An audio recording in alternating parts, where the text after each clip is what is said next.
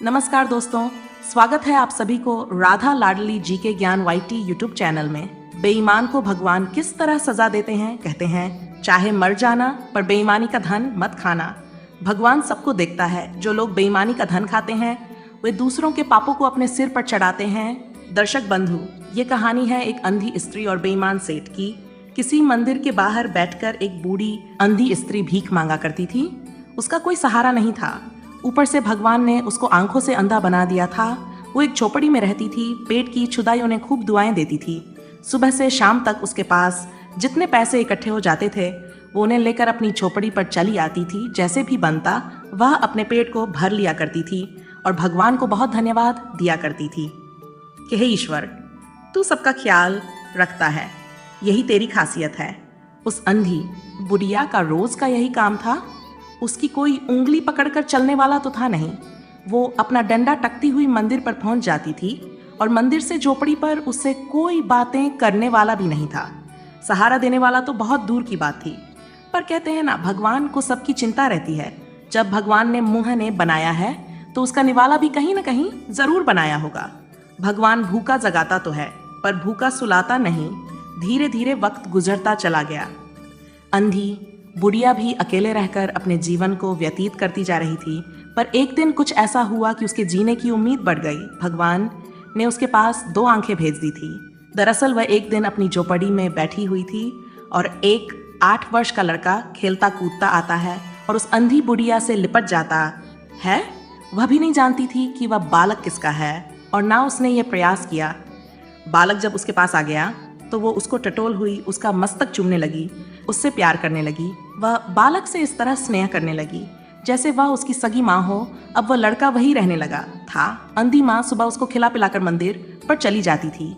वह लड़का पूरे दिन अंधी की झोपड़ी के बाहर खेलता रहता था।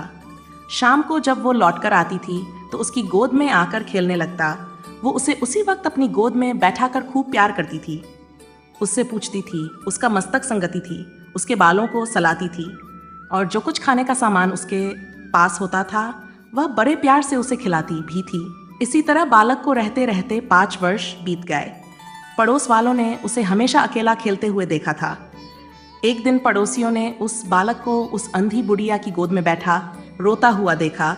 बुढ़िया उसका बार बार मुख चूमकर उसे चुप कराने का प्रयास कर रही थी। पड़ोस वालों ने भी ये जानना उचित नहीं समझा कि यह बच्चा किसका है। वह बालक उस अंधी के पास रहकर बहुत खुश रहता था और वह अंधी भी उसे अपना ही बच्चा मानकर उसे अपने से अच्छा खिलाती पिलाती थी। उस बालक उसकी काफ़ी ममता हो गई थी और वो बालक भी उस अंधी को छोड़कर कभी कहीं नहीं गया। वो उस अंधी बुढ़िया को ही अपनी माँ मानता था। अंधी हमेशा उसके सुख दुख की चिंता रखती थी। कोई खाने की अच्छी वस्तु मिल जाती तो वह अपने बच्चे के लिए संभाल कर रख लेती थी और शाम को अपनी झोपड़ी पर आकर उसे बड़े प्यार से खिलाती थी। दोस्तों, उसने अपनी झोपड़ी में एक हांडी गाड़ रखी थी। भीख में मिले पैसों में से जो पैसे बच जाते थे वो उन्हें उस हांडी में संभाल कर रख देती थी और उसे किसी चीज़ से सही तरह से डब देती थी ताकि कोई उसकी हांडी को देख ना ले और उसके जाने के बाद उसे चुरा ना ले जाए। धीरे धीरे कई वर्षों में उसकी वह हांडी भर गई। वे सारे पैसे उसने अपने उस बालक के लिए इकट्ठे किए थे। अंधी बुढ़िया बालक को प्यार से गोपाल कहकर बुलाती थी।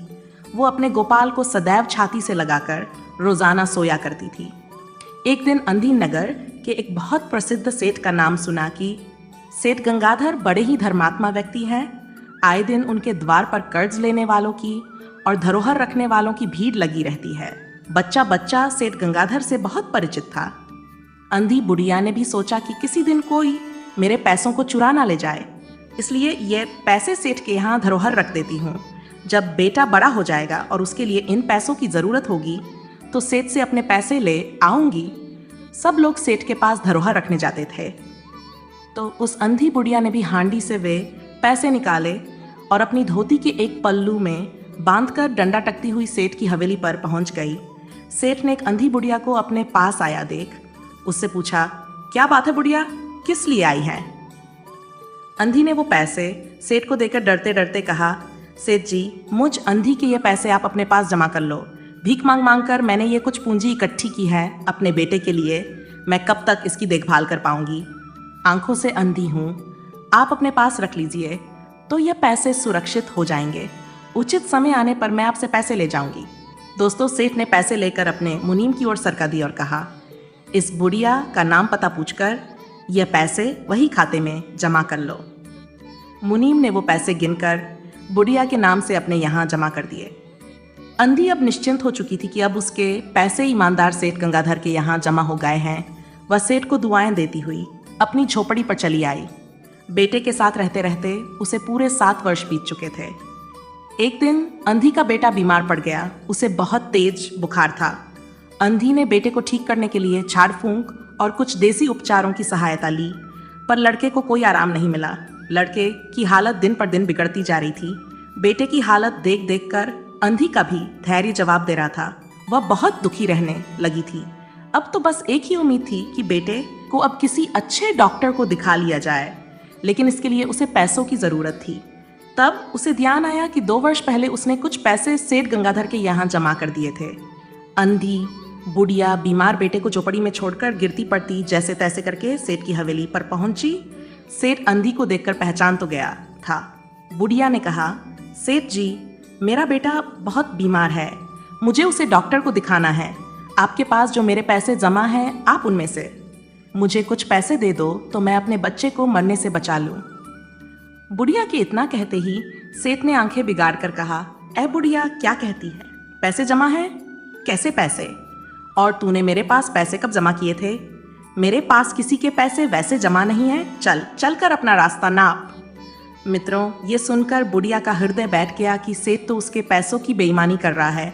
बुढ़िया ने रोते रोते गिड़गिड़ाते हुए सेठ से कहा, सेठ जी, ये हंसी मजाक करने का समय नहीं है। मेरा बच्चा उधर मर रहा है, मुझे मेरे पैसे लौटा दो। मैं उसका इलाज कराऊंगा दो। फिर मैं तो आपसे अपने पैसे मांग रही हूँ, आपसे कर्जा लेने नहीं आई हूँ। सेठ ने अपने मुनीम की ओर बेईमानी करने के लिए इशारा करते हुए कहा, मुनीम जी, जरा देखना ये बुढ़िया कभी कुछ पैसे जमा करके गई है या नहीं। मुनीम ने सेठ का इशारा समझ लिया।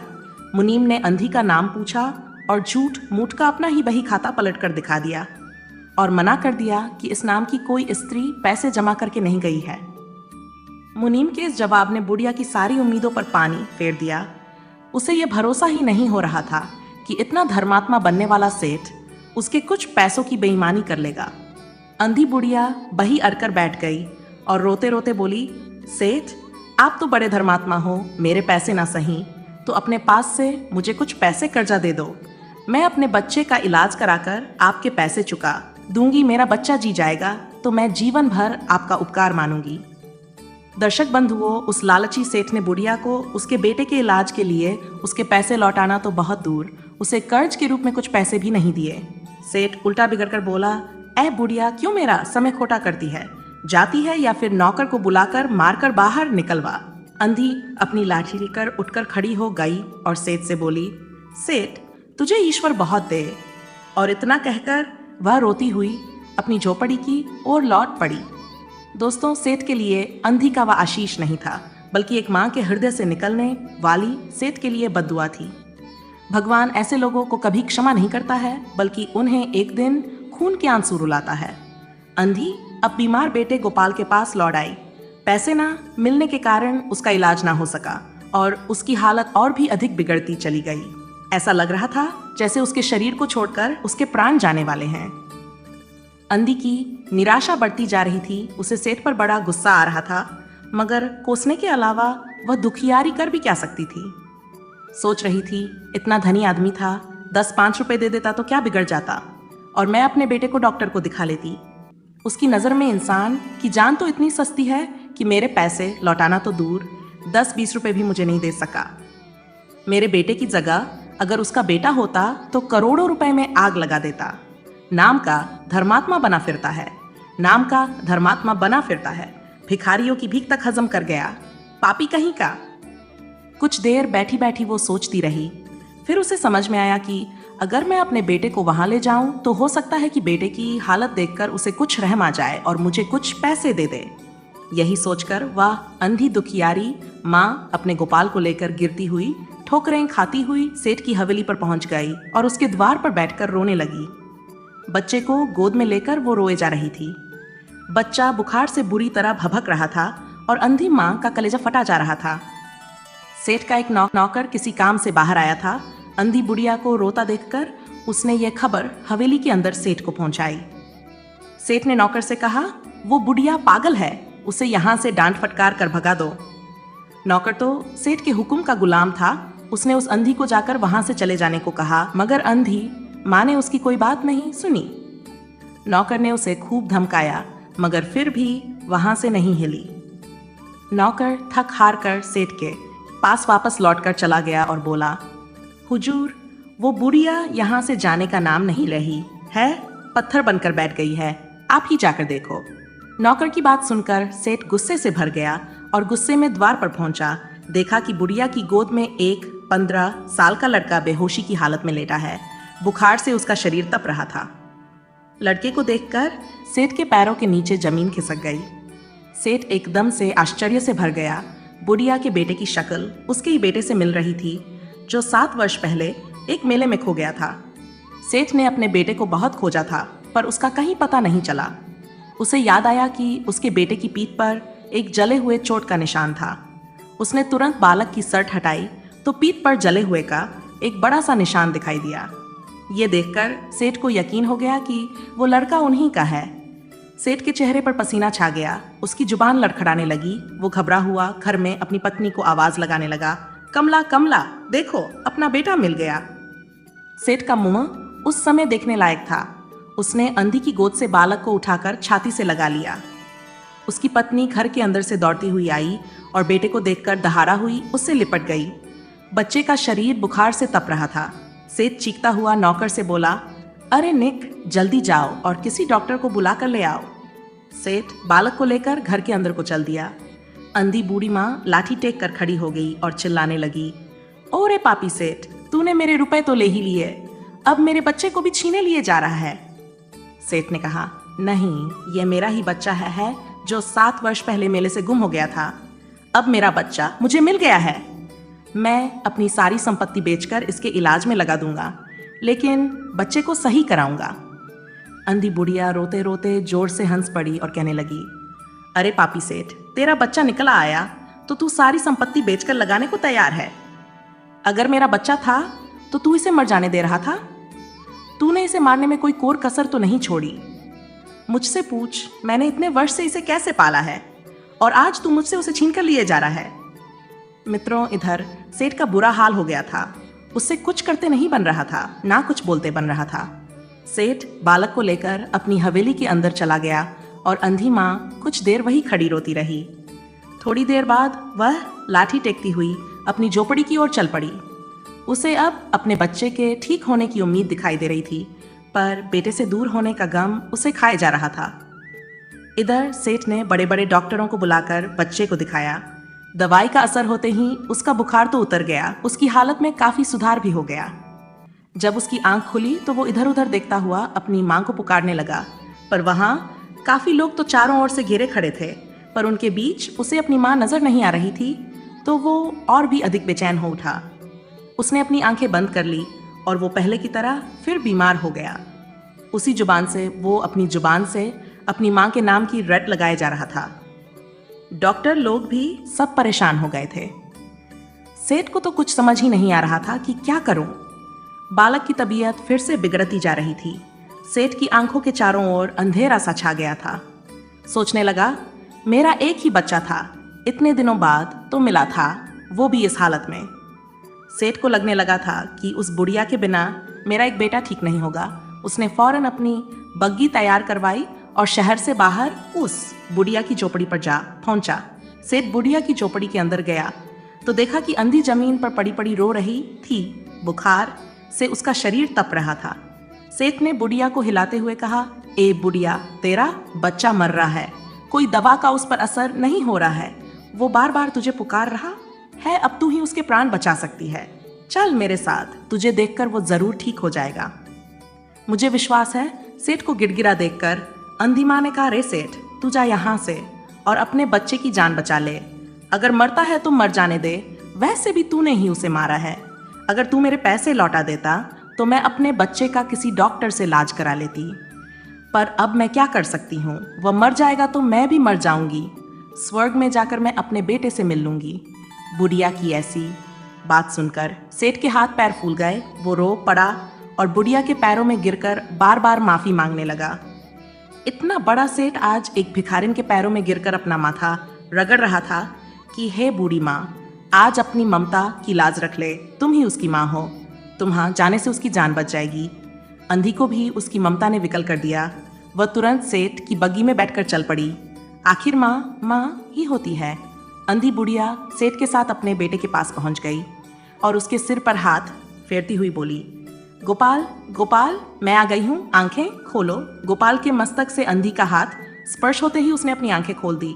वो समझ गया कि ये उसकी माँ का ही हाथ है। वो माँ कहकर अंधी से लिपट गया।